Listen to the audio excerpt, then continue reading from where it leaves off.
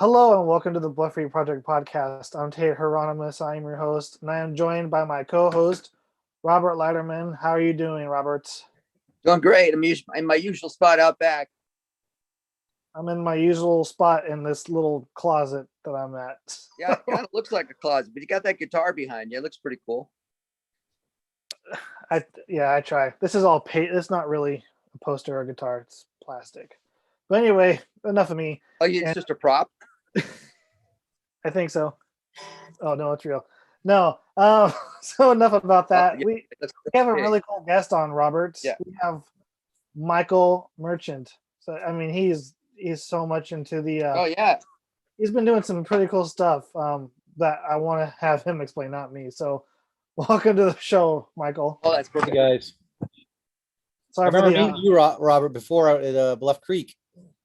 That's right. It was the $10 million gazillion Bigfoot bounty. Yeah.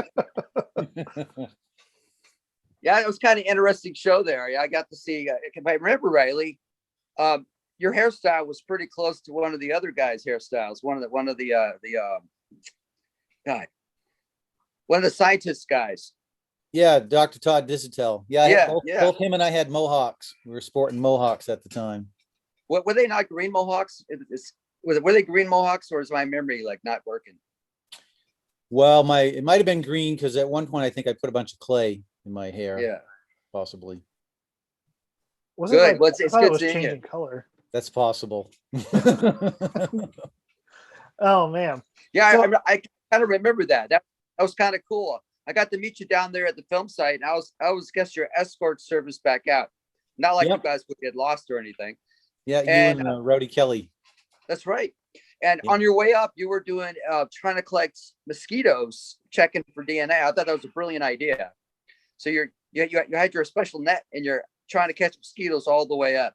And then about halfway up, you interviewed me as awesome evidence. And I guess it was inadmissible. They didn't take it very seriously. No, I don't really think the end result of that was that it turned into more of a popularity contest than an actual, like looking at any real evidence that anybody brought in. Well, I enjoyed your evidence and seeing you out there spending time with you. That was pretty cool. Oh, thanks, man. I really appreciate that. Yeah, you guys have a beautiful country out there. It was really nice. I'd like to come back sometime and revisit it, you know. Oh, yeah. At least Tom can actually show you where the film site is. That'd be nice. Yeah, no, that would be awesome. You guys have done really good work up there, going up there, identifying where it's at and clearing it all out. I mean, yeah, it was kind of a chore, but it was good. It only took us a couple of years to figure it out, but yeah, there was a lot of naysayers saying you're lost, you don't know what you're doing, and it's interesting. We picked, well, not I say we, it's Stephen, it's Ian, it's Rowdy and myself were the first, and then Jamie joined us. Then our Bluff Creek project kind of grew to other names. Yeah, but yeah, at first it was kind of interesting trying to well, who was more right based on the evidence they thought. So that was kind of a process we went through. Yeah, but that's old school. We pretty much know where it is now. No questions asked. No, but that's really cool for people like when they want to go film and stuff to actually know where the location is. I mean, I'm sure you guys put a lot of effort into it, but a lot of people appreciate the effort. I think so. There's a handful of people who we don't have enough evidence for them. Not to mention any names, but it starts with a M, and there's like a period, there's like a K, and then his last name begins with a D. And he was on the Japanese show, reality show came down, and he took him downstream because we saw him on our camera, and then we saw the show. And we had a Japanese crew. I think about a year before that, we took them upstream. We took all 5 chain smokers upstream to show them where the site was. But that's always interesting. I guess Bigfoot's big in Japan. Oh yeah, huge from what I understand. Really? Yeah. Wow.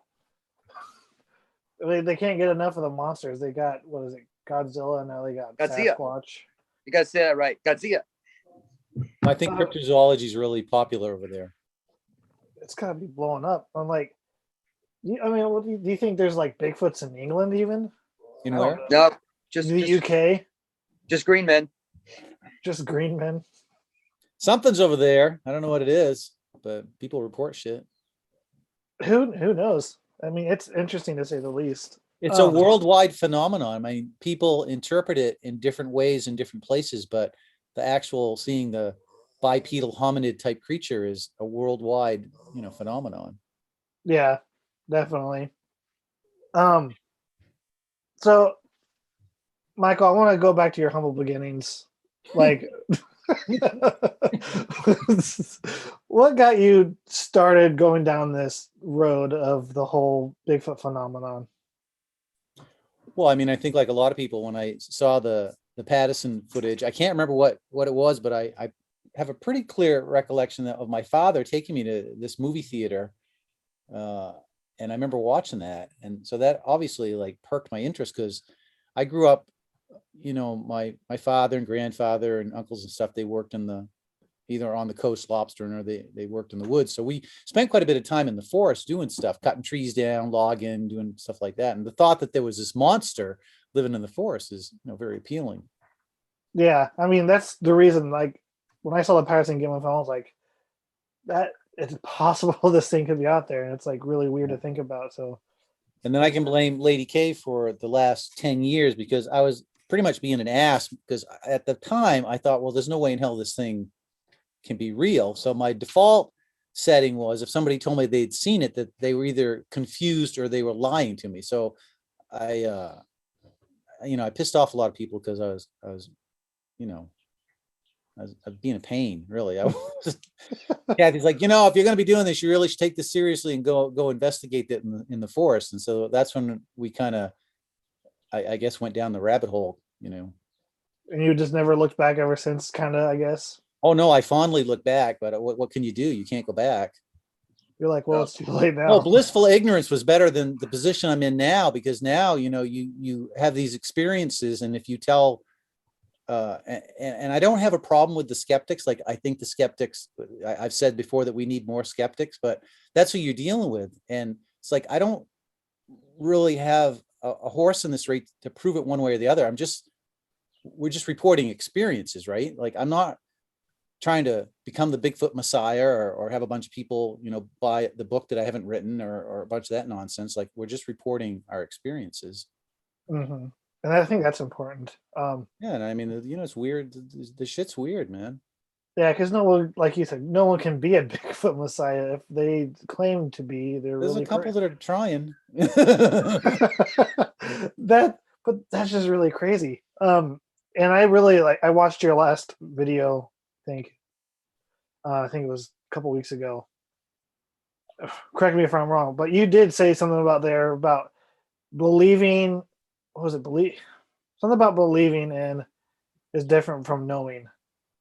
And I like that. It was really cool. Well, because belief is a religious thing, right? I mean, belief, I don't know the exact definition, but I mean, you believe something. You can believe something in the absence of evidence. Oh, I just believe it. I don't need any evidence. I'm just going to believe this thing, whatever that you want to believe. And in science, like a scientific chemical reaction doesn't require your belief.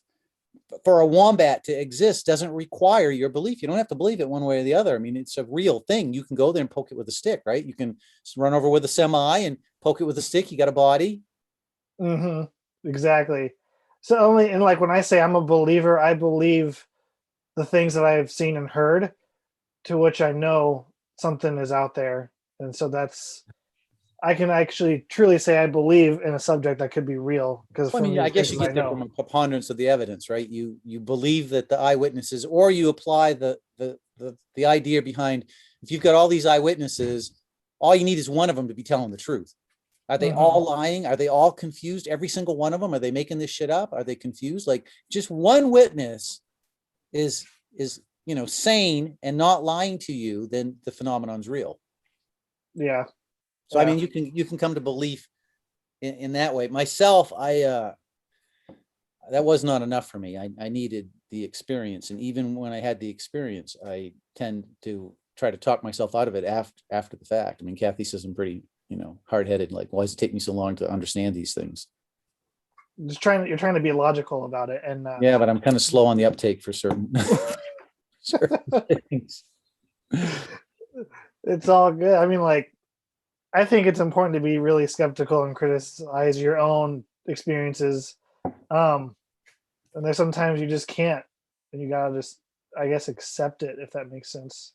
I'm not as skeptical anymore. I've probably been tainted and have gone into the direction of being too easy to because now that we've experienced some of these things, when people report, a similar experience or even a different one, I'm less likely to assume that they're confused or lying because I'm thinking, well, we've experienced some really weird shit. So when you're out in the field or anything, when you're researching and you get something, do you try to be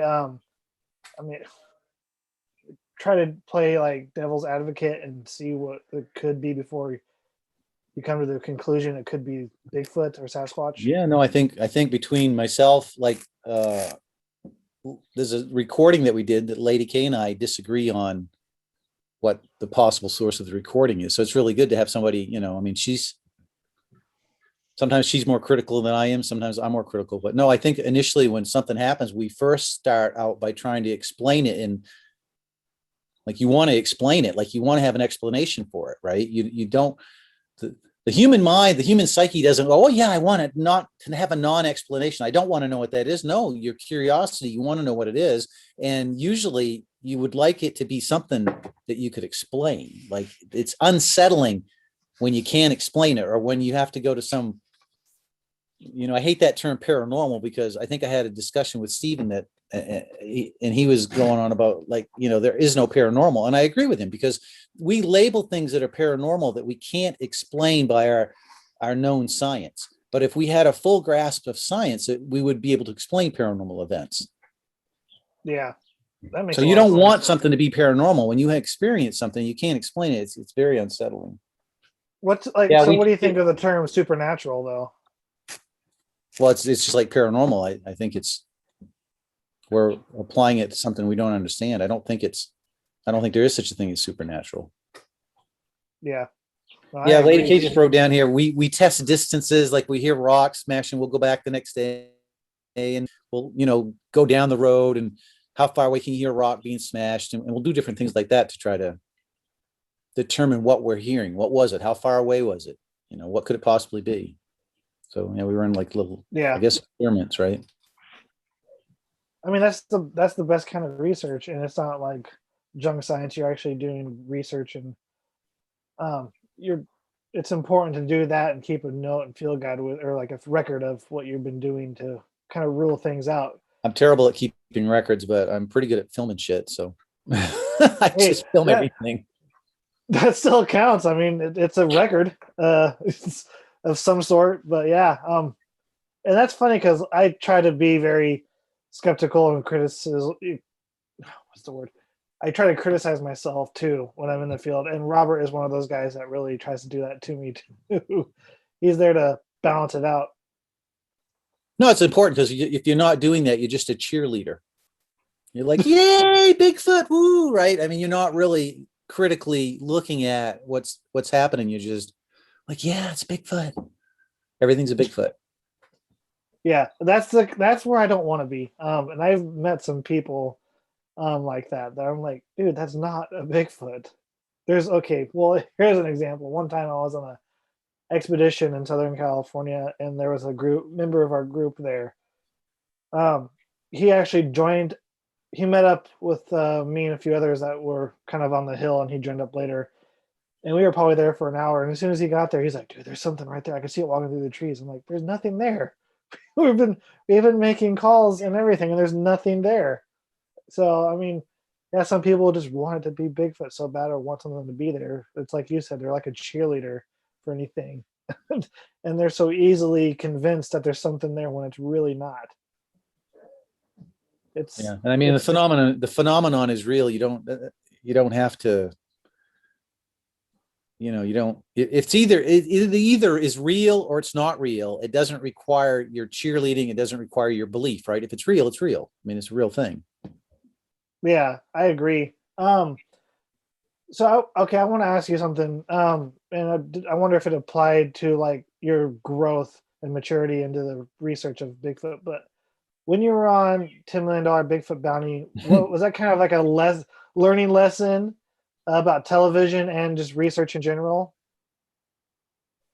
Well, it was definitely, I mean, I'd already been on a prior television show, so I knew there was a lot of shenanigans involved, and I was hesitant to go on on the Bigfoot Bounty show, but I was assured that there wasn't not going to be any shenanigans, and of course there was. So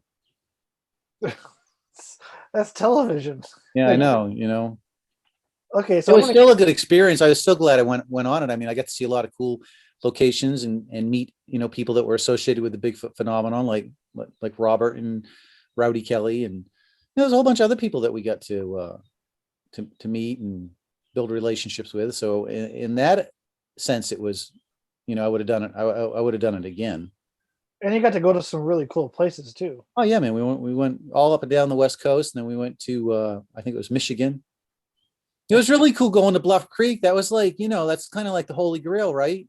Yeah. You're a Bigfoot person, like Bluff Creek, like, yeah, where the Patty footage was taken. I mean, that's really cool to be able to go. Whether you believe it's real or not, it's still a really cool, it's a historic location, right?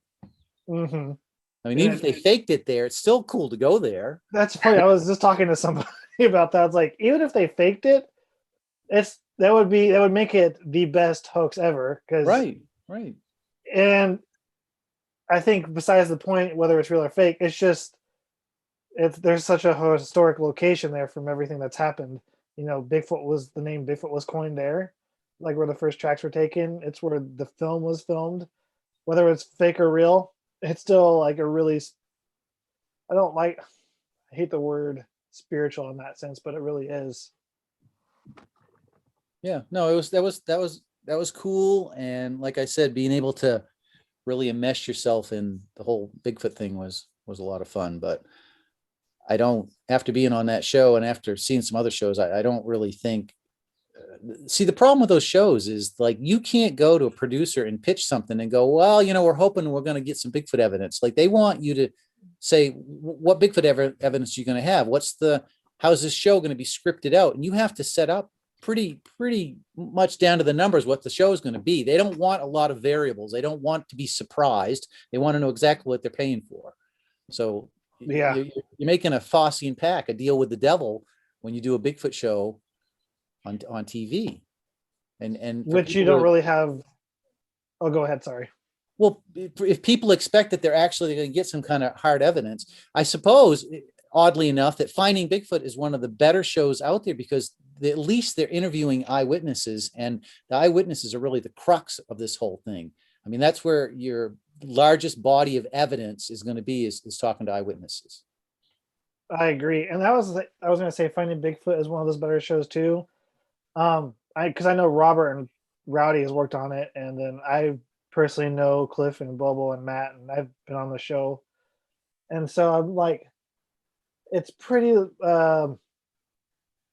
it's more realistic for, reality television Bigfoot show, because sometimes you'll see things and they hear something, they really hear it, or they don't, because I've seen episodes. No, those guys are sincere. Anybody that's met them will come away that they're very sincere.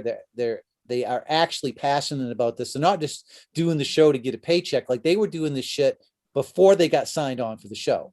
And now you got shows nowadays where people are doing it for the paycheck, right? And if you look at their history, they don't really have a history, or it's a sketchy history, right? Bobo, I mean, if those guys were not doing the Finding Bigfoot show, they'd still be tromping around being interested in Sasquatch, and they'd still be studying the phenomenon, right? Yeah, they definitely would. I think because Matt started the BFRO in what, the 80s?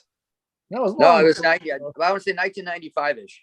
Well, that was still long before the show, and he's been doing and you don't do something like that unless you're passionate about it. Absolutely. And people, have strong feelings about him, but the bottom line is these people have been around a long time. They've contributed a lot to the community, if you will, and they obviously are passionate about the phenomenon.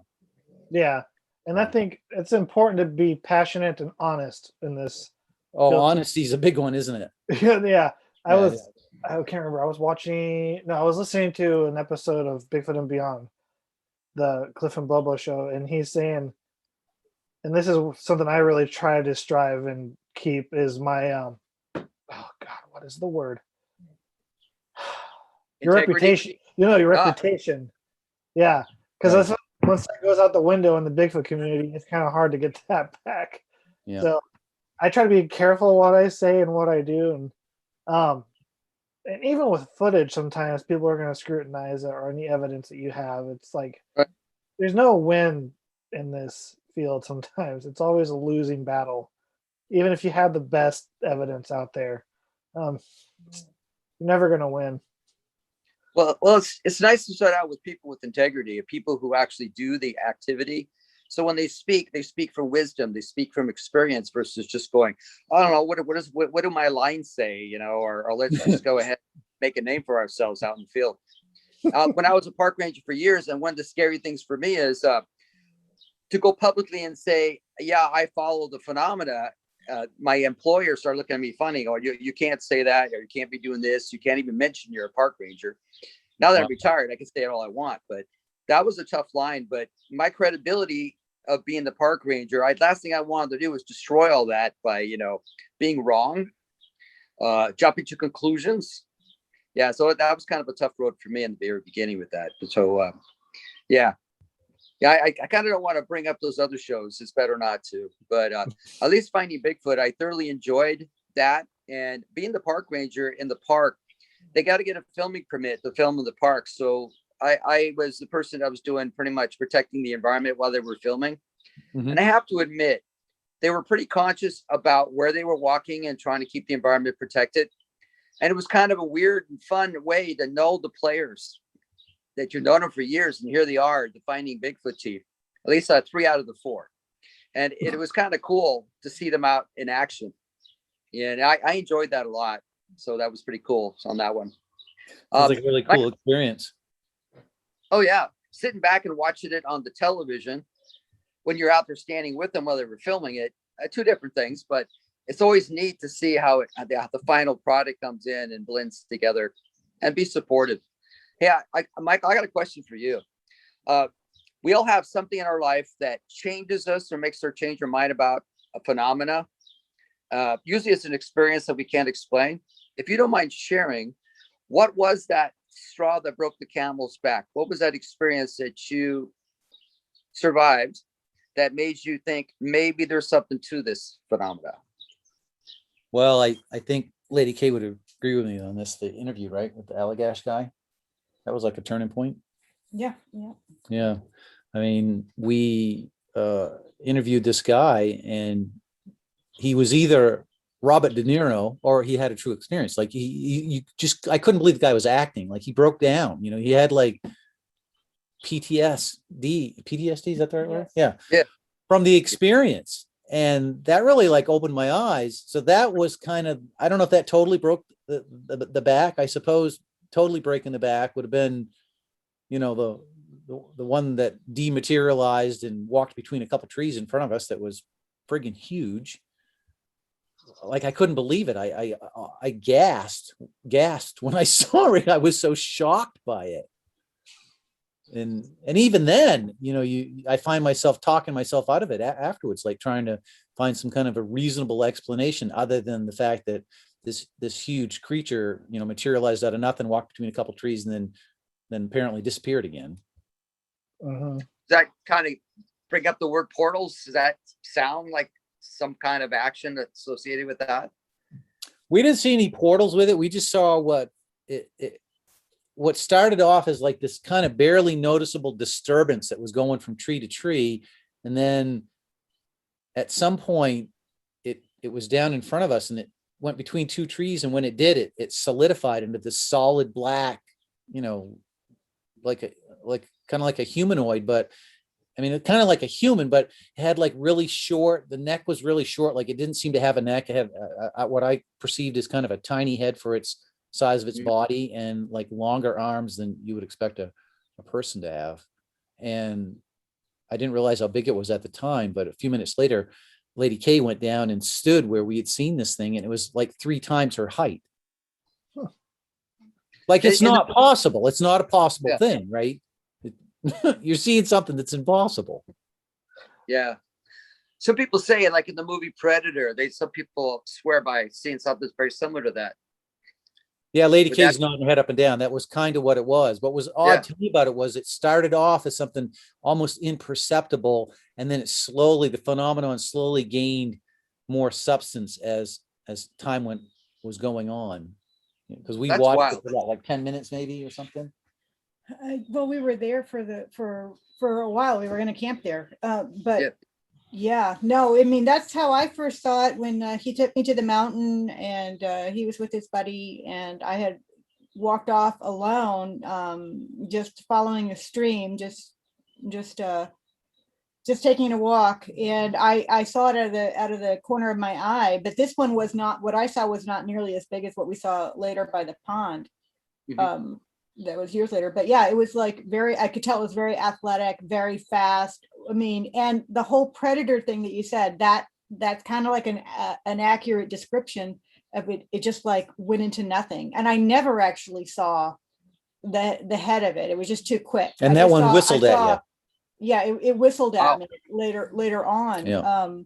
But I saw it. It made my heart race like a rabbit. It was just something else. And then when it was early May actually. So the leaves were very small on the trees, and so I went to go investigate because there was a bit of a berm, I guess a natural berm or whatever. So I went and looked. There was nothing there. So I thought, you're being silly. You're just getting scared in the woods because you're not with Michael or whatever. So I said, no, I'm not going to be that woman that's scared.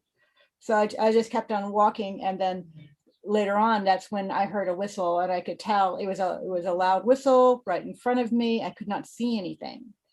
So whatever it was, and there had been strange things occurring when we got into those woods. There was trees seemed to be, I'd hear this knocking from trees, and I thought that's just kind of weird, and we heard what sounded like right in the middle of kind of nowhere, what sounded like a very strange dog barking or whatever, not like a coyote, but a dog bark. And then the next day we had all those trees pushed down around and then us. the following day, In the morning, we had a bunch of trees. We heard the Big sound trees. of huge trees falling and crashing in the woods, all in a circle around us, but we couldn't see them. So very strange things were happening on that trip, and it completely. And that night we hammocked in the woods. I would hear footsteps around us, around the campsite, but I thought, well, maybe it's a moose walking around. Yeah, and there's a lot of moose there, a lot of moose and bear. But I doubt that moose would be that close. No, I don't think so either. But so yeah, it changed everything. It changed my perspective and my whole beliefs thing, because it's like this is a very strange phenomena. I told Michael, it's like magic is real. It's like, this is incredible and very strange and unusual, and changed everything for me, because I was not a person who believed in anything like this. And so it was shocking. Non-believer. I know, sorry. Non-believer. Sorry, that was my experience, my first introduction to it. What were the chances it could have been bears pushing trees down? I mean, well, I mean, that would be the most reasonable explanation, right? A bear or a moose. But the thing is, like, normally when you hear a tree push over in the woods, it's either during an ice storm, a windstorm, after a heavy rainstorm, you compromise, the tree gets waterlogged, a little bit of wind blows, and it can't handle the stress, right? This was like June. No, it was May. Was it May? Yeah. Oh, you're right, it was May. But it was like really nice weather. It hadn't rained. It wasn't any wind. And we hear what sounds like 100-foot pine tree being pushed over. Like it just sounded like this massive, massive tree. And the first one that fell down, I can remember the guy we were there with, Jason, looks over at me and he's like, well, is that like normal? And I'm like, well, trees fall down in the woods, but like that is a little, it's a little strange, right? But it's nothing. I'm not like attributing anything paranormal. I'm not thinking Bigfoot. Right. I'm just thinking, well, it's interesting. A tree fell over. Maybe a bear pushed over. Maybe a moose did. And then another one, like 10 minutes later, another huge, massive tree in a different spot gets pushed over. And I think there was like 6 of them. Something like that. Or 8. There was a lot of them. And it happened over the period of like half an hour, 45 minutes. And it was all around us. Now, what are the chances that a bear is going to circle your encampment pushing trees over? I mean, I suppose it's more likely that a bear did that than a Sasquatch, right? I mean, it would be more reasonable because we know bears are real and we know bears push trees over. But then you also got the thing that Lady K saw the day before, the shadow thing. And Jason saw and Jason saw something peek out behind a thing, and the thing whistled at her. So it's what I've said before. It's like you get a series of these little things. Any one of them you could explain, but when you put them all into one context, you're like, okay, you got all these weird things. Like if you turn around and flip heads 10 times in a row, oh, okay, I flipped the head 10 times in a row. That's statistically improbable, but it's not impossible. But if you did that 10 times in a row, so you flipped 100 coins and they all came up heads, like that's pretty damn strange, right? I mean, that starts you start scratching your head like, what's going on here? So that's kind of the things that happened. It was a series of events, and there's a lot of stuff that I'm forgetting or not, but there was just series after series of weird shit that was happening in there. Did you guys find tracks? Any tracks associated? Oh yes, we did. I forgot. See, I forgot about the tracks. There you go.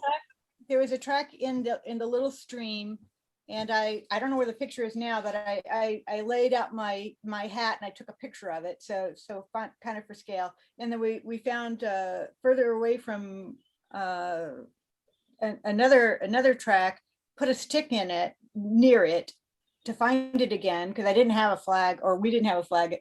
But I could never find it when we tried to we went back to cast. We were not very organized, I guess. We couldn't find the tracks. We couldn't find the cast to track it. I mean, the track to cast it. Yeah, I understand. Man, but like you said, all those series of events, you can explain it by itself, but like if you put them all together, it does paint quite a weird picture. Something that's not really bear-like, because pushing 6 trees down for a bear to do that's really odd, in my opinion. But they could do it, right? I mean, they could do it. I mean, and that's the thing. If I hadn't happened to me, and somebody told me this experience happened, clearly it was bears. Because that was like the first thing I was jumping to. Well, I've got a question about. I got a question about the trees. I've had I can't say similar, but I was with Bart, and I'll tell that story real quick.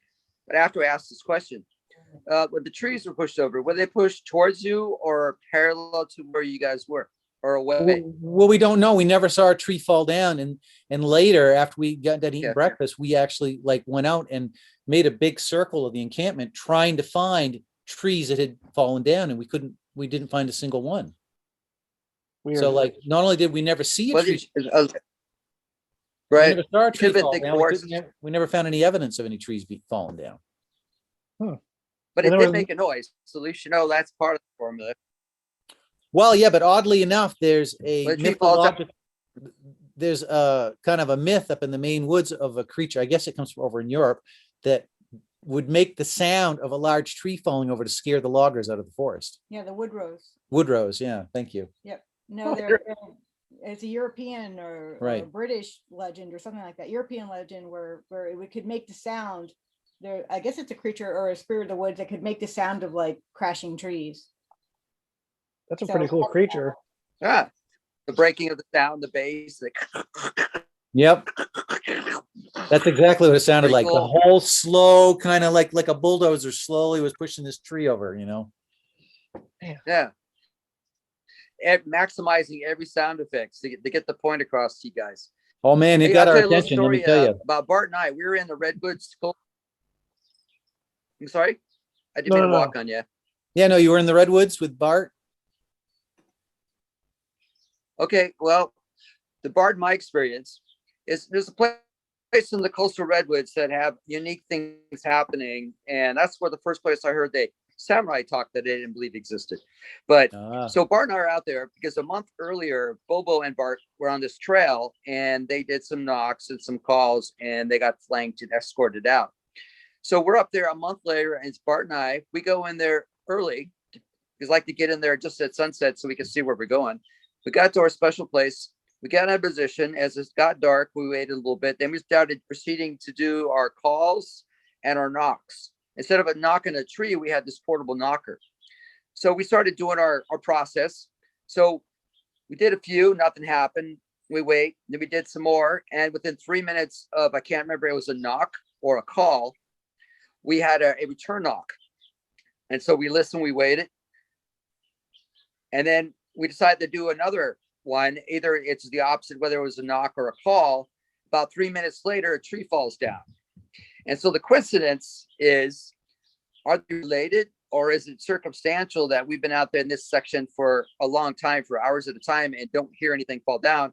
And 3 minutes after a knock or a call, we get a return knock, and 7 minutes go by. And the 3 minutes later, we do another knock or call, and a tree gets pushed over.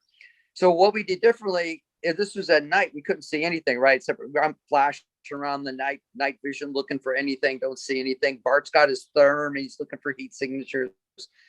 So I took a bearing direction the next morning, because we spend the night in that area. We took a bearing across towards the direction where I heard the sound, and then we hiked over there through the brushes, up the hillsides, through the ravines. We found a tree that was broken into 3 or 4 different pieces in the same direction that supposedly the tree failure came from. And then right alongside that. What? Right beside that, and then he just stops talking. Robert. Cliffhanger. I know Robert's, where he lives, he has really bad reception sometimes. Oh, it's funny. I was just getting ready to open the I know, door. it sounded like the same type of phenomenon. Oh, it does sound like the same kind of phenomenon. Robert, unmute your mic. He muted his mic, I think. What happened? There you go. Okay, so what happened? I live in a hole, and I get bad reception here. So where did I last leave off of? The cliffhanger. You said you would like to tell us what happened. Oh, well, Bart and I were there. I talked already about the 7 minutes, the knock in 3 minutes, and hearing a knock, and then 7 minutes. Okay, well, tree fell down, and after that, we kept our ground. We didn't leave. We held our position, and it got quiet. Nothing else happened for the rest of the evening. Then the moon came over the hillside, and then it was too bright to do anything. The next morning, we got up. I took a compass bearing in the direction where I knew I was, and then we went looking for a tree, because I wanted to see a tree with knock marks on it, and I wanted to see a tree that was pushed over, right? So we found this older rotting type tree, but it was broken in like 4 different positions. When we play back the audio, there's 3 breaking sounds, which is coincidental. And there's a game trail that runs right by the base of this tree on the perimeter, about a couple 100 yards away from us. But it's organic duff, and there's no tracks can be found. So again, we couldn't find the tracking. So the question is it circumstantial that within 3 minutes of us doing something, we get a return? Or is there something out there trying to get us to leave and gave up when we didn't? So I know it's not like yours, but it's similar in terms of the trees being pushed over or failing. So I thought I'd share that with you. And no, it's very similar. Bart's got thermal footage of that, and I had video footage of that. Actually, it made it onto a Finding Bigfoot show too, but that's just another story to kind of corroborate what you shared. No, absolutely. I mean, like I said, that's very similar to experiences we've had. I haven't got to experience that yet. Oh, give it. It'll happen if you keep plugging away at it. The most I've heard was probably a knock. So, actually, well, we were there last year, Robert. I think it was 20 in Bluff Creek. Robert and Rowdy. Are you talking about, because Jamie and I were at the berm? Are you talking about Bluff Creek? Yeah, Jamie and I were at the berm. He comes to my car. He's like, Tate, a bear pushed a tree over. Yeah. Like, what? But I didn't get to hear that. So could have been a bear. Who knows? But I think it was a bear. Nothing came around to my car and messed with us. So, but we seem to have a lot of weird activity from some people. That's the same location. Yeah. There's a lot of weird activity in that area. That's the same location when I was walking down. Sorry, I didn't mean to step on you. We're kind of delayed here, and you guys are fading in and out. So I apologize if I walked on you. Oh, good. But the night before was when I was walking down that ridge, and I got followed. When I stopped, it stopped.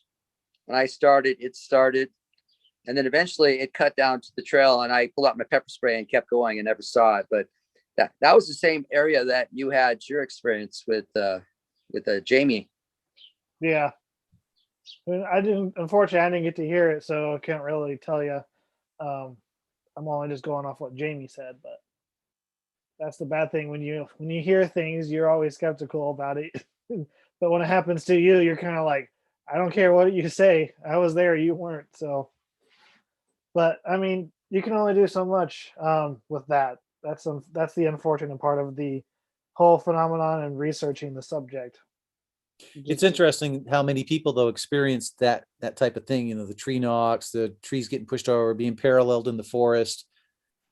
And so you've got these ongoing things that are a commonality in the experiences, but then you've also got all these missing puzzle pieces, right? Like you have very few, if any, video. I mean, you've got the Patterson footage, you got a handful of video, but usually on video surfaces, it's hotly debated.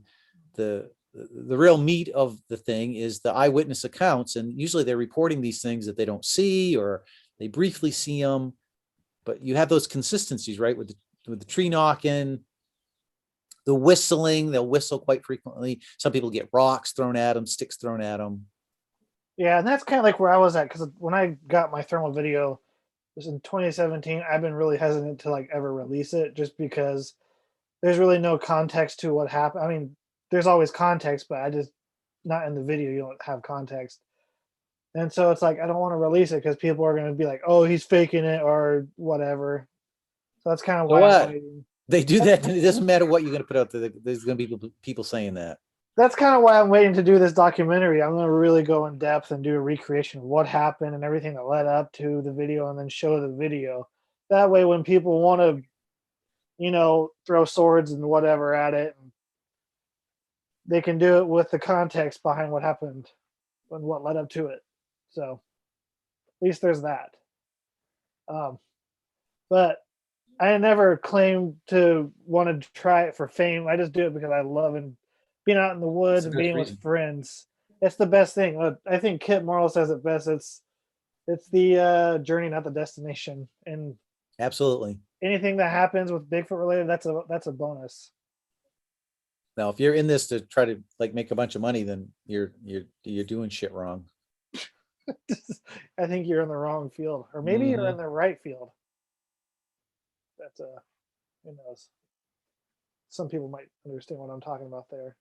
Wink, wink. I'm being stupid, but anyway. Okay, so I really want to talk to you about these aluminum casts you've been making. I've been seeing that. I'm like, that is super cool, really durable. Like, where did you get the idea to do that? Well, I have a forge, so I make metal. Like I was making little Bigfoot faces and stuff and casting them. And I thought, it'd be really cool to have the Patterson foot cast. And for some reason, I ended up getting a hold of the Gray's Harbor cast first, which my crucible isn't quite big enough to do that. So I had to do 2 pours. It's very problematic, but I managed to make one. And I was like, wow, that's really cool, because plaster, like, it's not very durable, right? Mm-hmm. Some of them now make them out of, what is it, hydrostone, which is pretty durable stuff, but metal's more durable. Yeah. I mean, do you ever like plan on selling these, like making them and selling them, or just kind of doing it? Well, I offered some up for sale, and I had a couple people that kind of said they wanted them, but I don't know. I didn't really pursue it. I mean, like, I'm not in it. I just did it for fun. I wasn't really doing it for a business. I thought, well, if a couple people want these, I'll sell them, but I don't know. I mean, I suppose if people pestered me, I'd probably. I might have to pester you. I want one that's durable. I could just take it with me everywhere and be like, check it out, guys. Like I say, you could bury the thing in the ground for 10,000 years and dig it back up. You still got a Bigfoot foot. What other material can you do that with? That's cool. I mean, it's like if you have like younger kids, like if you I think that'd be cool for museums. like Cliff's Museum or something. He could show younger kids, and if they drop it, he doesn't have to worry about it breaking, and he No. loses track. No, you could beat on it with a sledgehammer. Anything aside from an asteroid or a nuclear bomb, you have to get that above 1100 degrees Fahrenheit to damage it. So, I mean, It's pretty a durable. solid chunk of aluminum. Yeah, I don't think you'd have any problem having to worry about it getting ruined or destroyed. No, that's what's really cool about it is that was another reason I did it. I thought this will be really neat because, 1,000 years from now, some guy's going to be digging a hole in my backyard and he's going to discover this aluminum Pattison cast footprint, right? How cool is that? Are you going to put it like in a time capsule sometime? I don't know. I'm just saying, that they're not, aside from somebody taking that track and saying, oh, the aluminum's worth a lot of money and I'm going to melt it down. Those things are going to be like that for thousands of years. Yeah, they're going to last. Right. You might not have it. You're going to die and 10 generations of people are going to die. And that Bigfoot footprint is still going to be a Bigfoot footprint. Oh my God, this would probably be quite an undertaking, but if you ever found a track in the forest, like doing research, and you did it out there. Well, we found one last year, but it was in moss, so there wasn't a lot of factors. I think I got it. Well, there's no video on this, so people won't be able to see it, but you'll be able to see it. Look at it's got like curvy toes, right? And it kind of looks like Cripplefoot. It kind of, yeah, I was gonna say it looks like that. It looks like the Cripplefoot calf. It's not super big, but these are definitely toes. Now, is this a bear double track? Possibly, but I don't think it was because once again, circumstance, we had weird shit happening there. But you can kind of see where it was like, so, it was gripping, right? Like with the toes, it was gripping at the end. Into the moss. That's interesting. Ooh, well, okay, that reminded me, speaking of moss, there was an episode of Survivor Man Bigfoot talking about tracks looking in the moss. What did you think of that series? I gotta get your take on this. What was the theory about being in the moss? No, he was finding tracks in the moss. It was that just reminded me on the show Survivor Man Bigfoot. I wanted to get your take on the show. Well, I don't know. I haven't seen the show, but I mean that track that I cast was in moss, and when I found it, like, it looked like a human had stepped there, and it would have had to been a barefoot human with pretty flexible toes because it grasped pretty deeply into the moss. And the other thing that was strange about it was how it was canted off to the side a little bit at the top. So this was in an area where a friend of mine had seen a Sasquatch that his description was that it looked like a Neanderthal, like it was really muscled up, and he just looked like apparently like one of these museum Neanderthal creatures, but it didn't have any clothes on. So just kind of really ripped naked dude. Right. Which I guess was fully furred. Fully furred, ripped, naked dude. And we went up in that location. I think the first night we were there, something walked up on the camp and like purposely snapped a branch. Like it doesn't sound like if you're a hunter or somebody that spends much time in the woods, animals, if they snap a branch, usually it's a mistake, right? And usually it's like snap. It's like this little tiny twig maybe that they snap. When you hear something, it's like crack. Like it's like, okay, that was on purpose. Like something just snapped that. Yeah. Like, hey, I'm here and I'm capable of breaking this big ass stick. There's a form of communication going on there, right? No, it's either a bear just doing it or a Sasquatch doing intimidation. Right. Or really, well, I don't know if it is intimidation. I don't know if they're just like, I don't know if they're being benign about it, because like, this is another thing. A lot of people talk about being, escorted or chased out of the forest and these sort of things. And I mean, maybe we just haven't experienced that yet, but we've experienced, even when the trees were coming down, I didn't feel fear. Like they weren't falling on top of us. It was like, for me, it was like the show of strength. Like there was something really powerful there. I think it was, I disagree. I think it was intimidating. You do think it was? Yeah, absolutely. I didn't want a tree to fall on me. Well, no, but it wasn't like they were close to us. I mean, it was. I know, but it's like when you have a loud noise like that, for me, it was intimidating. But I already had seen the weirdest thing I'd ever seen in my life. Right. So, what next? Exactly. Do you think it could be like they're due to boredom? They just want to get reaction out of people and see what they do? I don't know.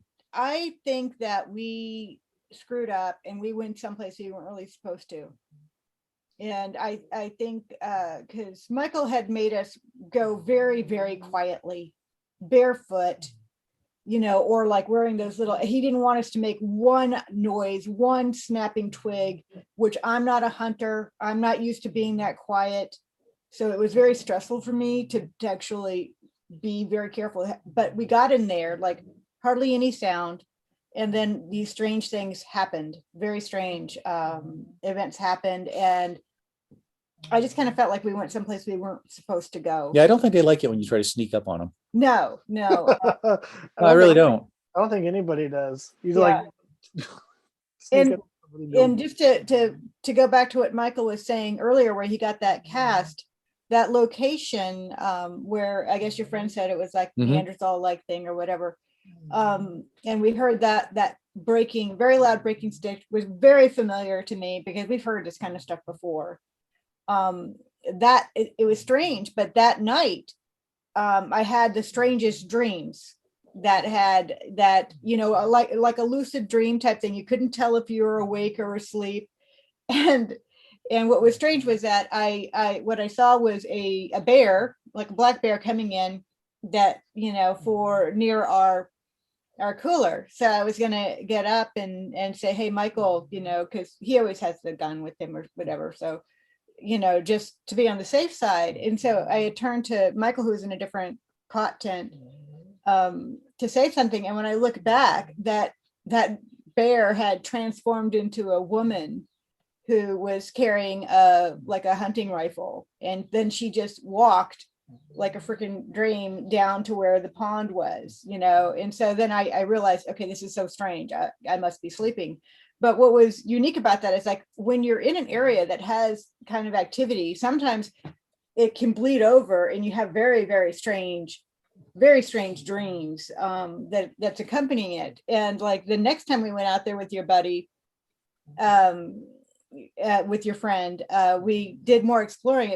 Apparently there was a bear baiting station. Yeah, there was a bear baiting station on this side of the road that we didn't know about. Because it was very strange to have like almost like that knowledge of the area that we had never been to before was kind of almost like appeared in my dream. You know what I mean? Like there was it was a bear and image of a bear and a hunter. Any chance it could have been sleep paralysis? I used to get sleep paralysis when I was a kid, young, but no, when you get into these areas, there's something very kind of like almost like magical that happens. Like it's almost like they communicate with you through your dreams or through, you can't tell that you're should we tell them the really strange stories or no? I don't know. It depends on who's going to be watching listening to this. What is your audience? Very realistic. I mean, they're pretty unbiased. We haven't really unbiased. There's just a lot of weird shit that goes on with this. Like I went from, the purely, I didn't stick around on the purely physical Bigfoot aspect of it very long because of all this weird shit that is accompanied with this phenomenon. Yeah. I mean, go ahead and tell it. You know what? People are always going to have a problem whether it's weird or not. We don't care what they think anyway. No, so. I really don't care. They don't know me anyway. So say whatever you want. No, but frankly, what I've noticed with the phenomenon, there is an overlap with the phenomenon and like what indigenous people in the Americas or actually all over the world have experienced. It's almost like in my mind, it's a spirit of nature. You can meet some kind of a spirit in the mountains. It will communicate with you. It will do these things. It's very strange. Like for instance, this is we remember when we were in the car and we were sleeping in the SUV and I had this kind of a feeling, this vibration went through my body and I was kind of asleep. At least I thought I was asleep. And I tried to wake him up because when these things would come close, I would sense them often that way. And I said, so I struggled to wake up and speak. And I said, hey, they're here. So Michael gets out of the car, and can you explain what happened? Is that the one that turned to dust? Yeah. Yeah. So I get out of the car, and we're parked in this abandoned logging road. So they log up here on cycles of like every 15 years. So they make these roads, and then they don't come back for 10 or 15 years to that road again. So this road had been there for quite a while, nobody using it. So we're just parked on it, camping on it, and we're sleeping in the thing. So I get out of the truck, and I'm standing there. I look just on the other side of the vehicle in the ditch, and there's this huge black stump in the ditch. And I'm looking at it, and I start thinking, like, that's like, why is there a stump in that ditch? Because a ditch doesn't work if there's a big ass stump in it, right? You know what I'm saying? When they ditch a road, there's nothing in the ditch except the ditch. And I didn't remember seeing a giant stump in the ditch, and so it seemed really out of place. And about the time I was like really puzzled by it, it like leaped up. It was like a totally black, like humanoid figure. Like, well, I did a recreation the next day, so I know the thing was a little taller than me, so like maybe 7 foot tall. It made like 3 strides and then just it appeared to turn to dust. Like, I don't know what really happened.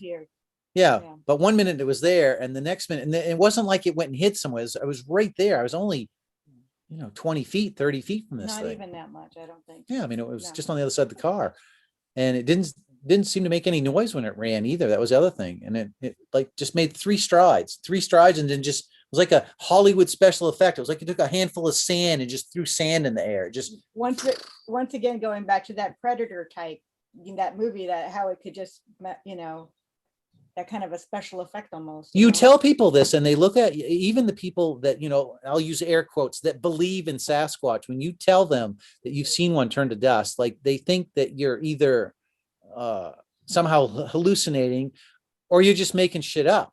Like, and I don't blame them. Like, I would feel the same way. If I hadn't seen it myself, I wouldn't have believed somebody telling me this shit. I don't expect anybody to believe me, but I'm relating it because other people have had this experience. And so at least they know that they're not the only ones experiencing something this, out of the ordinary. Exactly. Now, there has to be a scientific explanation for this. What that is, I don't know.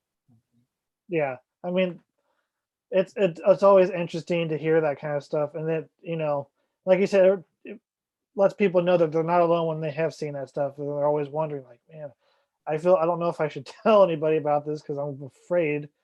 But when you guys come forward and tell stories like that, and it makes other people more comfortable to want to tell their story to people too. Yeah, because the default setting would be to ridicule anybody that came up with such a cockamamie story. Yeah, exactly. And people are, I feel like people are more afraid of ridicule than what they saw sometimes. I mean, sometimes I think the stuff that people see, it's upsetting to you because it's so far, you don't have a box to put it in. I've talked about this before. We have boxes for shit, right? We see a moose, we have a moose box, we have a deer box, we have boxes for known things. When you encounter something that doesn't fit any of your boxes, it's very unsettling to the psyche. And some people, they don't want to deal with it. They don't want to talk about it. They don't want to think about it. They would just soon it never happened. Yeah. Hey, Robert joined us on the video. Hey, we can see you now.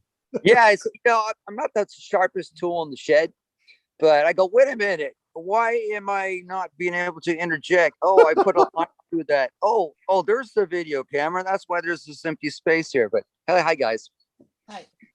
So I had a question for you guys. Is when it comes up with the subject matter, there's always the scientific arm, and I call it the spiritual arm. That's the other side, that things that just exactly what you guys are talking about.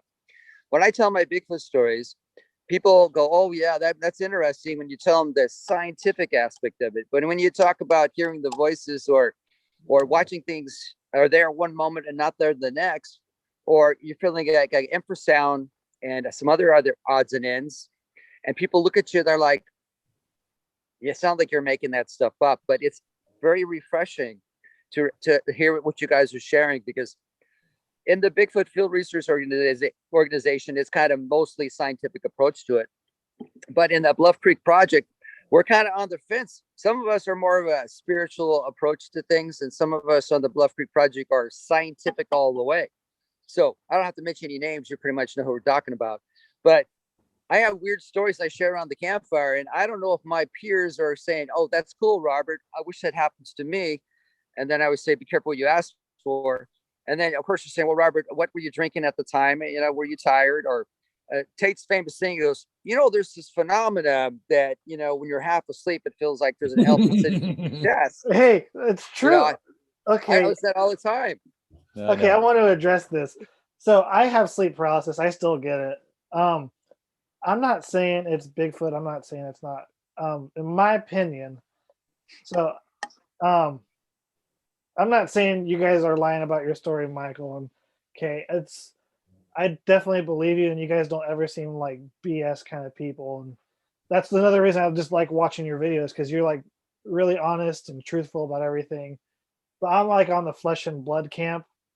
And so one of the things I want to do in this new film is talk about sleep paralysis. Is there a correlation just in the fact that it could be used, or people are having sleep paralysis and reporting Bigfoot sightings when it's just the sleep paralysis part? Because some people will report shadow figures accompanied with sleep paralysis. They're like, oh, I was camping in this area and I had this weird dream and I saw this shadowy figure walk by. Or could it have been as simple as sleep paralysis? No, it's in my opinion. I mean, I've had both. I've experienced this phenomena. I've seen plenty of times for years that the shadow figures go between the trees. And I have had sleep paralysis, and I have seen a smoky figure that had kind of appeared, but I got out of it and said no. But no, when they're seeing the phenomena, they're seeing these figures that go between the trees. That is the phenomenon. It's not just sleep paralysis, it's hard for me to say, but it's like a lot of this stuff happens in that stage between, being awake and being asleep, because I think it's almost like that's the best time for them to come. Well, the sleep paralysis isn't pushing trees over. It's No. not leaving tracks behind. It's not whistling at you. It's not Right. throwing sticks at you. Mm-hmm. Right. Those are physical things. Now, if you want to turn around and like, I fully support skepticism, but sometimes you get these skeptics, they will stand on their head to shoehorn a square peg into a round hole, because in their mind that has to fit in that hole, right? Because they apparently believe that we have a total and firm grasp and complete knowledge on all the scientific phenomenon in the universe. And I'm not in that camp. I think that we've got a lot to learn. I think there's a lot of things that are going on out there that people label as paranormal, as supernatural, that if we had a full understanding of science, we could explain what's going on there. Like, I don't buy into the whole spiritual supernatural stuff. Like, I think it happens, but I still think that there should be an explanation for it. Now, maybe I'm wrong on that, but I'm more into you are more into the spiritual aspect of it. Yeah. And I'm into because that's the path where you start seeing more and more weird things when you're more open. I still think science should be able to explain. Yeah, it. we just don't have the science to measure this stuff. We don't have the technology. We personally don't have the technology to measure this stuff. But it doesn't undermine the reality of the phenomenon. These things are really happening to people. People aren't making this shit up. They're not lying. Okay, like just for example, like we were at a place near the mountain, and I was like maybe a quarter mile away at a stream, just kind of like, washing up and stuff like that or whatever. So then I hear clear as day, Michael say my name, Kathy. And I turn around and he's not there. And he's back a quarter mile away. The Predator did that too. Really? In that Arnold Schwarzenegger movie, yeah, he mimicked the other guy's voice. This stuff, it's like, it's kind of mind-boggling. It's almost like they can take like almost an audio recording of my husband's voice and then play it back. It's just weird. What do you do with that kind of thing? And I wasn't sleeping. There was no sleep paralysis or anything like that. I was like, what the heck's going on? Yeah, this is very story that Robert had. Yeah, this is very refreshing to discuss this and hear about this, because now I'm on the public airways, so I'm going to label myself too, because I've had things going on.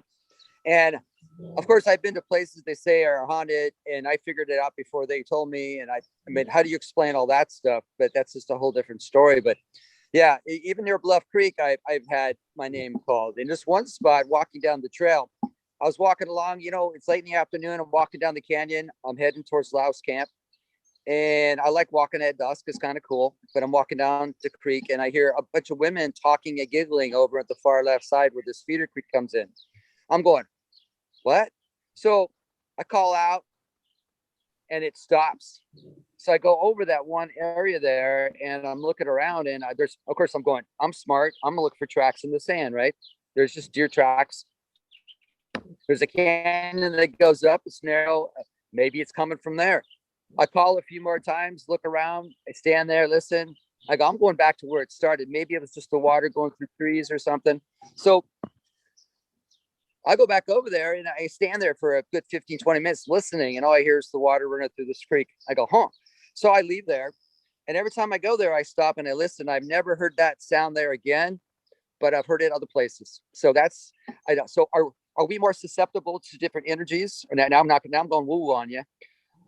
Well, there's people who see things or hear things that other people don't. It doesn't mean it's not there. So I often throw this question out is, because we experience something that people don't totally agree with it, is it up to us to prove what we experience or up to them to disprove what we experience? So who's the burden of the proof to tell us that we saw or didn't see or heard what we didn't hear? And you're not gonna like me very much, but I think the burden of proof lies with the people having the experience.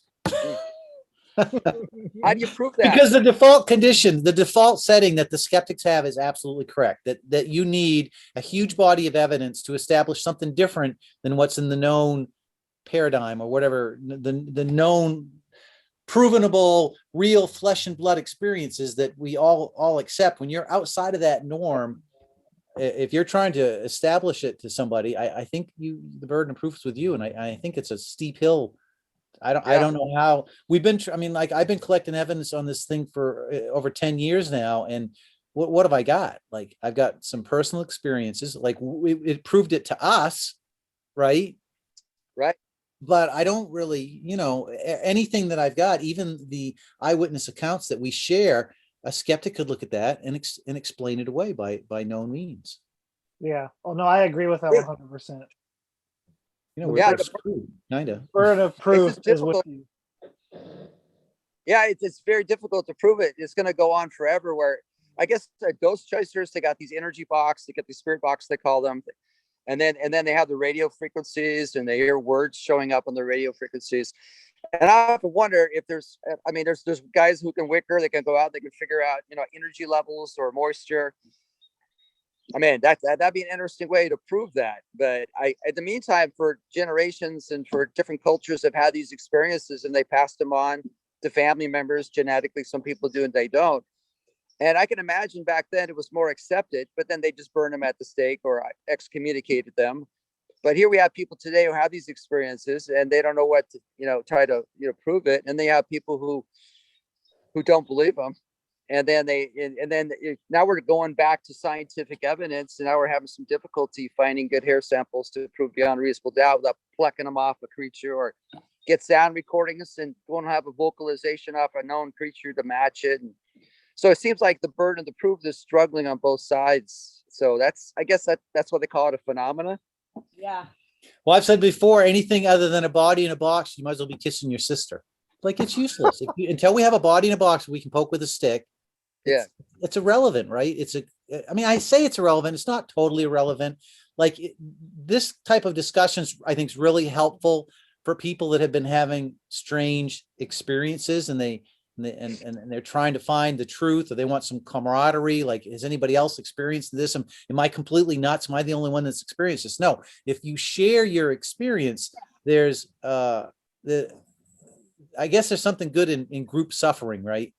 Yeah. Something to be said for everybody suffering together. Like, yeah, we've all experienced this, and we can't prove it. So well, I think it's actually really it's almost like a for me, it's been one of the greatest gifts is to have even become involved and with it, because it's so life-changing when you start having these experiences. It just opens up a whole new world. So, I mean, I have a great appreciation for it. And I wouldn't have, if I hadn't gotten with this guy, I wouldn't have known anything about it, really, But yeah, sure. Blame it on me. I think no, I think we should be, at least I'm grateful, and I'm not really worried. I don't care. Oh, I would not. I mean, I appreciate, I can see why people gravitate towards it. The experiences are, even though they're unsettling, they're still fascinating, and occasionally you can capture some evidence. Like we've videotaped UFOs, like that's something that you can actually document. Like I haven't managed to document any of the Bigfoot. I've only seen 2 of them, but like that's such a rare occurrence unless you're running around with the camera. And even then you might see it and not think to press that's another thing. People are like, why? Well, did you get footage of it? Like, I don't think people realize how hard it is to get footage of shit. Like go into the woods and get footage of, just go get a footage of a deer or a moose. Like you got a little bit of effort there, and to get footage of something really rare that only happens, once a year. And to split and last 5 seconds. What are you going to do? Tattoo a camera to your forehead and run it all the time? Really? Like, how are you going to get that? You've really got to be Johnny on the spot to get something like that. You'll hate I go me. everywhere with the camera all the time. I got a camera with me all the time, and I still miss all kinds of shit. You'll hate me then. That FLIR video that I got, me personally, I believe it was definitely a Bigfoot just because of the circumstances leading up to it. And it was my second experience. What's the first one? I was able to get 1 minute and 30, or no, almost 2 minutes actually. Sorry. The only bad thing is it was like a classic blob squatch video, but you could definitely see something stand up vertically, and it wasn't a bear and it wasn't a deer. And where we were, I know it wasn't anybody sneaking in because there was a lot of hunting going on that day. So I wouldn't prank potential people with guns, Right. So, like I said, it's all circumstantial, but yeah, unless you literally tape or tattoo a camera to your head and just have it running all day. No, good for you for getting it, man. I mean, you got to really be intent and focused to be getting this stuff. Yeah, I mean, it's funny because I'm actually afraid of the dark, but I try and face my fear to go over it, and there's no better way to do it than going out and doing this. Ask Robert. Like every time I'm out there, I'm always like freaking out, but I always summon the courage to. That's good. I feel safe with you around because I figured they'll eat you first. So. Yeah. So Michael, I got another story to relate to you as well. I was with Nadia and Steven, and it was June, and we're going down the film site. So basically, we're walking down that long road down to the film site. Halfway down, there's a log block, so we have to go on foot. So we park the cars, walking down, and we get almost to where the berm is now. On the left side, I hear some movement on the hillside, and we're talking about it. Robert Leiterman with his camera attached to his body, and I'm on the mode to film a bunch of stuff. So I got the camera right there, and I'm ready for rock. It's like I leave it on, but I didn't turn off. I wasn't ready to film. I was ready to go. So I had the camera on in case. I hear some movement up the side left. So I stop everybody. I'm looking up the side of the hill. I said, hey, I hear something up there. I'm waiting, and I see it. I hear the sound, and eventually I see the brush parting, but I don't see anything coming down. So what do? Well, I basically turn it to stills. It's like I turned off the camera the first time and I had it on, and I'm getting ready to film this, but I never do. And I watched it fawn run down the hill right between us and down the road, and then cut back up the hillside. I'm going, I should have filmed that. So I'm ready to go again. I hear some more movement coming down the hillside, and it's this big, something's big's coming down. I go, I'm ready for it. So now I switch it from viewing, from on to off to viewing to stills. Now here comes this bear comes down the hill following the same exact path that fawn took. So that theory about fawns having no scent is just a theory. And it gets right to the top right before it drops off about 20 feet down. And I go, I better let him know I'm here. So I stuck behind a tree. I'm ready to film. And I'm thinking I'm filming right now. And then Nadia and Steven were still staying out in the middle. I said, guys, get out of the way. So I yelled, and the bear stopped, and they realized we were there. And then by the time I figured it all out, I got a picture of a southbound of a northbound, and that's all I had. I thought this whole thing would be great on video. When I was all done, I had nothing, and I had a camera in my hand. I feel your pain. Yeah, I feel your pain. I thought it was about Moneymaker running down that hill. No, he runs uphill. So Michael and Kay, we asked this to all our guests. What do you guys think it's possible that the Patterson Gimlin film could be faked, or what's your opinion on it? Do you think God. Person you haven't seen that movie by that John Johnson guy, have you? No, I haven't, but I've never actually believed it was real because it looks like it has a zipper in the back. That doesn't mean the phenomenon is not real. But that's just my opinion. I'm not, Non-believer. Yeah. Non-believer. What's your opinion, Michael? Oh God. I waffle back and forth. I was thinking it was real until I watched. I hope I'm getting the guy's name right. Is it John Johnson, the guy that did the Hulu documentary? I'm gonna look it up real quickly. I think it is. Boy, I tell you that video, that documentary they did was quite damning to the film. But I'm still holding out. I'd like to see somebody duplicate that footage. I have not seen that footage duplicated yet. I think that if it is fake, which it should be, you would think somebody would be able to duplicate it. I mean, if they did that in 1967, why can't we do it now? That's the thing. Right? You had a couple cowboys with like almost no money, a couple horses, and they've got this suit that looks like it was better than Planet of the Apes. That's kind of weird to me. And also 2001 Space Odyssey, the ape scene there. That's the other guy that was pretty much the same time that was doing suits. Yeah, that's very real. And those look pretty good. But then they do. The Planet of the Apes one, feet, face mask, and gloves. Right. Definitely not even close.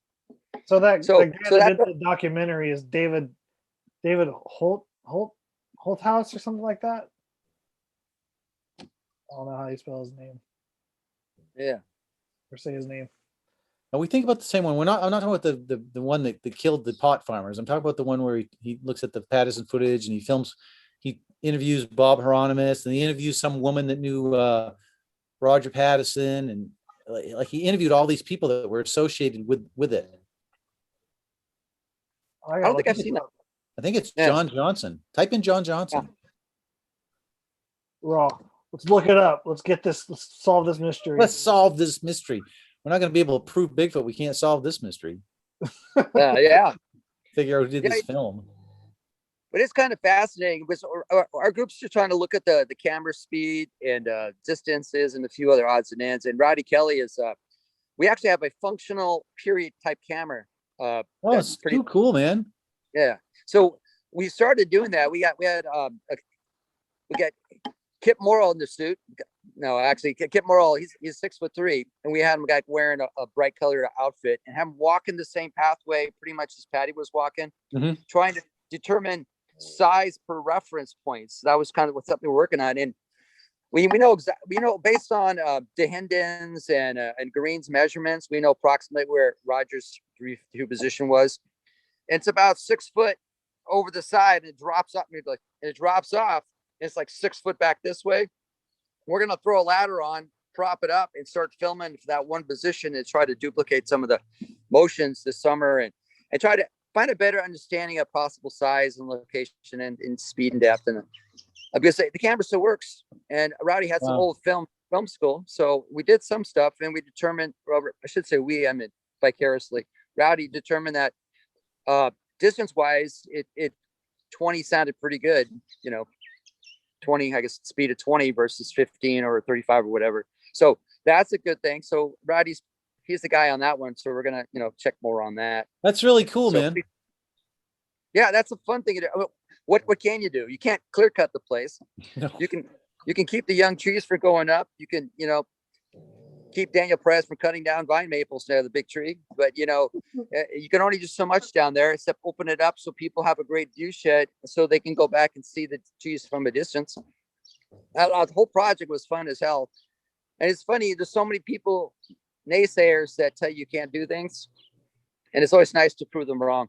Look at me. Naysayers said I wouldn't be born, and I'm here now. Yeah, well, I got a message for your uncle there. I was gonna say I'm the only one who knows the truth about the film. Since Bob Hieronymus told me. Yeah, Uncle Bob. Family secret. Yeah, tell you I have to kill you. I got one last question for you guys. I never been to Maine. Evidently, my ancestors on my mom's side were in Nova Scotia and New Brunswick, and I don't think they ever made it to Maine before they kicked them out, sent them to Louisiana. But what is Maine like? I mean, I see I looking up stuff. See, there's a lot of private timberland, a lot of forest growing up there, and population's not a lot of wild areas. And I got some cousins in Quebec on the other side there, farther over. But what's Maine like? I know I saw your videos of you walking along in the snow with your dogs and talking about cool stuff, and I really enjoyed that. But what is it like living in Maine? How's that? Well, of course, I've been here most of my life, so I really like it here. The terrain Oregon kind of reminds me a little bit of it, but I think getting access to land's a lot easier here than it is out west. It seems like unless you're on BLM land, there's a lot of private land out there. It's all posted. Up here in Maine, we've kind of got a culture where that if the land's not posted, you can access it. So the default condition is you can go wherever the hell you want. That's pretty awesome. Yeah. So, and I think we're 95% forested. 95% forested. Ooh. Now it's not an old growth forest like you guys, but you don't have a lot of old growth forest out west. So here, it's a working forest, they call it. They're constantly logging it. But on the upside, you got logging roads, so you can access pretty much any place in the state that you want. And there's just not a lot of people here. That's a squatcher's dream. Yeah, no. I mean, there's a lot of I think we're the 4th highest state for UFO sightings. We've only got 1.5 million people, so our population is really low, but we have a lot of UFOs up here. There's a lot of strange phenomenon, centered around like Bigfoot related stuff, aliens. I've even heard people talk that they've seen dogmen up here. Those things, dogmen, are scary. Interesting. I haven't had any experience with the dogman type phenomenon, but I've talked to people that have. Wait, if they have, wouldn't they usually not make it? Because dogman's like really just evil and just eats people. One person related a story to me where they saw one cross the road in front of their car, and they said it was like a werewolf out of a movie, and they were terrified. So interesting, though. I mean, it's always cool to hear about these really cool sightings that people have, and it just makes the research that it drives research to need to be done. Plus, there's a lot of real stuff up here. You go into the woods, you see bears and moose and foxes, and all the other stuff, all the other pine martens, whatever. Yeah, we've got it up here. I mean, there are even people that pretty consistently report mountain lions. We're not supposed to have them, but they're there. Plenty of people are reporting them. So they have to be there if people are reporting them. There's something there, and definitely there's bear and mountain lion up there. People are seeing them, and we know those are real. So just all the more interesting when people are reporting Bigfoots and UFOs and stuff. There's something there. It's got to be researched. It's getting, I think we're over an hour, people. So Robert, thanks for coming on and guesting as the co-host, and Michael and Kay, thank you for guesting on our show as guests. It's been a treat. Any last closing remarks? Well, just thanks for inviting us. It was really nice talking to the two of you guys, and I'm really impressed with the work you guys are doing on the Bluff Creek project. I think that's an honorable endeavor that you guys are involved in. Thank you. I can't take any of the credit. I came in late, so I only contributed with this podcast. That's the most I've really done. But until next week, everybody, we're the Bluff Creek Project Podcast.